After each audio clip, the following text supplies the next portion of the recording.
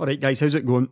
So it's been a few days since I last released my massive Rising of the Tomb Raider video, and because I need a break from the sheer monotony of benchmarking Rising, I've decided to do something a little bit different. Yep, I'm going to talk about Nvidia today. It won't be a long video, as I've just got too much else to do. But first of all, before I start this, I'm sure most of you are aware of the antagonism that happened all over the place in actual fact during the Rising release. There's a lot of us tech YouTubers falling out with each other, and a bit of aggravation kind of came to head for me when Kevin over at Tech Showdown had made a rather unflattering comment about me, which of course I had responded to in my own particular way, which in most cases means I went overboard. It's a real character flaw of mine to just continually go overboard rather than trying to just defuse the situation. I do tend to fight fire with fire, but anyway, it was getting completely out of hand. I mean, some guys were getting death threats, and all that stuff is just absolutely stupid. Death threats over a CPU. That is clearly well beyond excessive. But anyway, this argument with me and Kevin, it was just nonsense really.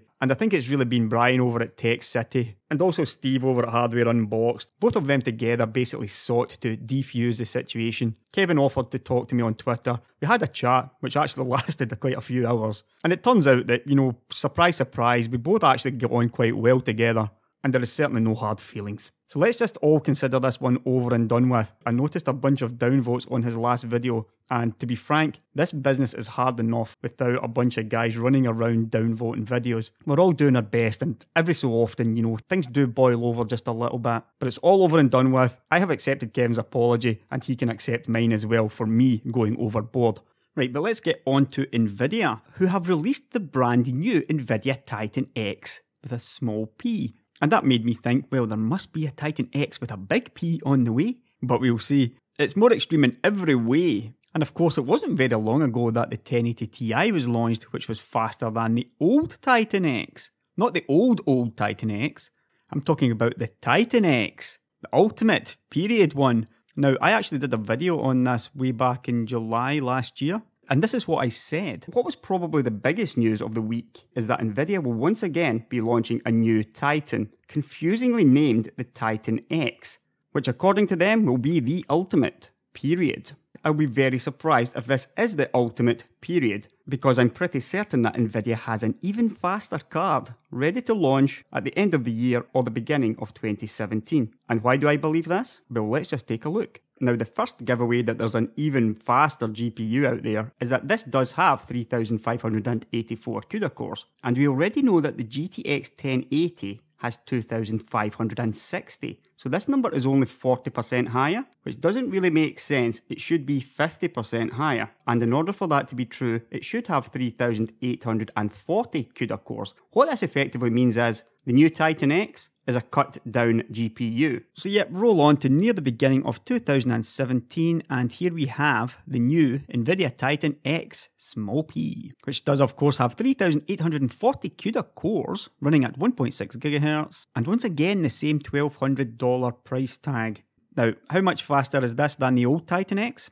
That's the not old Titan X, the old Titan X. I don't know, 10% maybe. It's not fast enough to justify yet another $1,200 price tag, however. Here's the thing, right? If you bought the old Titan X, which cost you $1,200 back in July last year, then you definitely didn't buy a 1080 Ti because in reality, performance is about the same and you get one less gigabyte of memory. So are you now going to buy this new Titan X small p for the same $1,200 and 10% extra performance? Who's buying this card?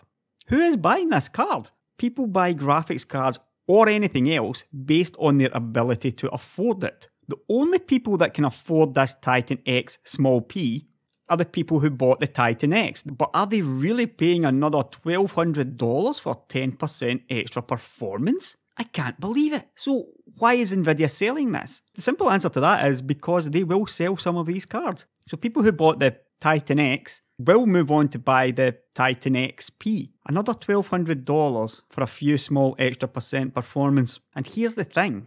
This Titan X small p could have been released last year at the same time that Nvidia released the Titan X, the not ultimate, period. And they would still have made a lot of money selling it at $1,200. See, the thing about Nvidia is this. There's a bunch of fanboys running around believing there's some great graphics card war going on between Nvidia and AMD, but clearly that has not been the case for a few years. And every time Nvidia gets into this position, this is what they do. They take the chance to squeeze more and more out of their customers while offering less and less. And the Titan X small p is the perfect example of that. And back then in my video I asked, what is your limit of what you're willing to pay? And some people said, oh, $1,500 will be my limit. I guess Nvidia could have taken the chance to charge $1,500 for this. I don't know why they didn't, in actual fact. But regardless of that, are you now going to pay another $1,200 for another 10% extra performance?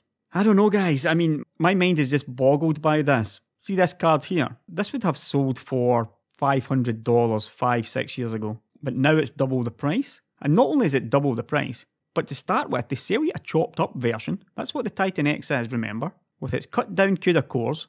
A few months later, you then get the cheap, at $700 only version, even more cut down, while telling you it's the fastest one, only to release the actual fastest one for the same $1,200 price, which is effectively the card they should have released the year previously. This is why I constantly talk about competition, because Nvidia simply are not even trying. AMD's going to release Vega a few weeks, maybe 6-7 weeks or so. I'm not entirely sure. Could it beat this new Titan X small p? I don't know. Maybe it can. But I'm not sure how much it matters anyway, because make no mistake about it, just like the last Titan X was not to the ultimate, period, this is also not to the ultimate, period. I guarantee you that Nvidia has an even faster graphics card than this. It's not based on this same GP102 GPU, but they have got a bigger GPU to be released as the Titan Ultra. They still have room on 16nm to make an even bigger GPU and cement their leadership again. That'll be the one that costs $1,500, and if Vega can beat this TitanXp,